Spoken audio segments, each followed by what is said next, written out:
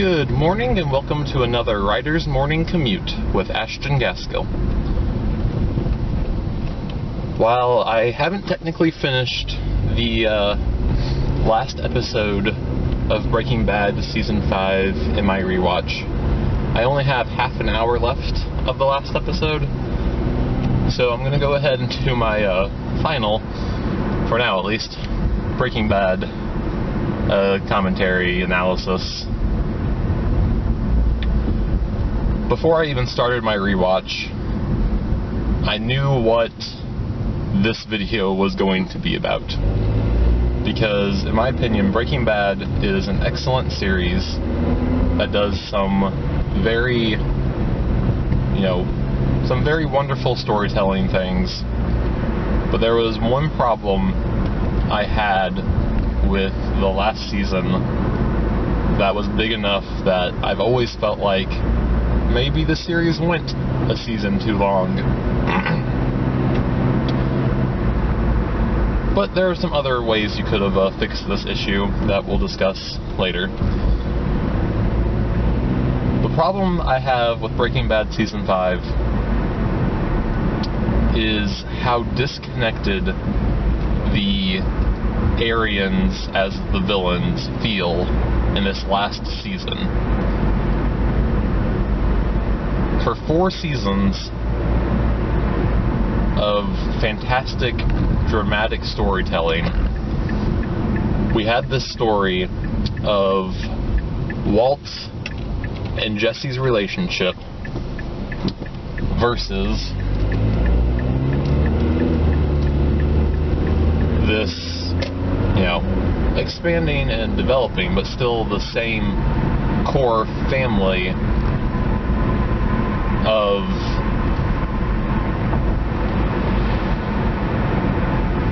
drug dealers with Tuco and Hector Salamanca and the twins.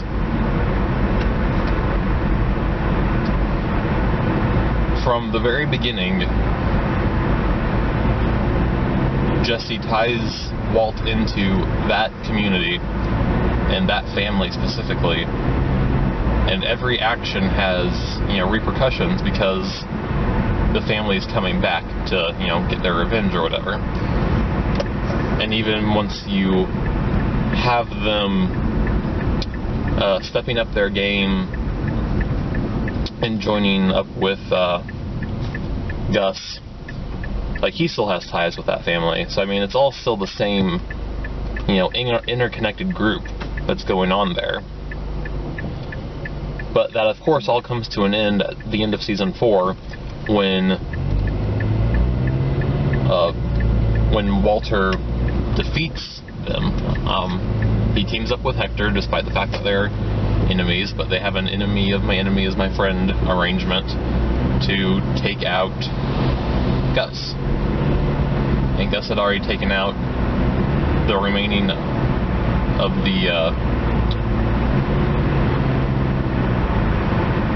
their group, of their gang. The word is escaping my memory. So that doesn't leave anybody for Walt to face in this final season. So at the beginning of the season, we get introduced to Lydia, who we've never met before. We get introduced to Todd, who has this uncle. And while those characters are fine, a lot of them kind of feel like almost, mustache twirling levels of evil for the sake of being evil. They don't have any of the depth or development that made the rest of the series so good. The first time Walt kills somebody, what made that so memorable was him being hesitant to do it and talking with this guy and finding out about his backstory and Walt bought the bassinet for his first child from this guy's dad, and this guy was probably a kid in the store. He might have even checked Walt out. That whole story, and it just made the whole thing very emotional, and you feel you don't like the guy, he's still a bad dude who tried to kill Walt and stuff, but at the same time, you still feel bad for him because you see him as a person, you see him as a kid, you see him, you know.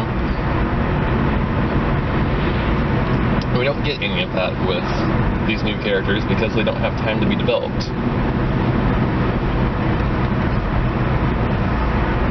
I posted before that maybe it would have been a better idea to take some of the better moments from Season 5 and to have wrapped them up into Season 4. I think Hank's death was a super dramatic moment that worked very well, but I wonder if it wouldn't have been better if, you know, that had been this family and these drug dealers instead of these neo-Nazis who killed him. Alternatively, rather than cutting off that last season, because there was a lot of good stuff in Season 4 and Season 5, and I can understand that it's hard to, you know, cram it all together.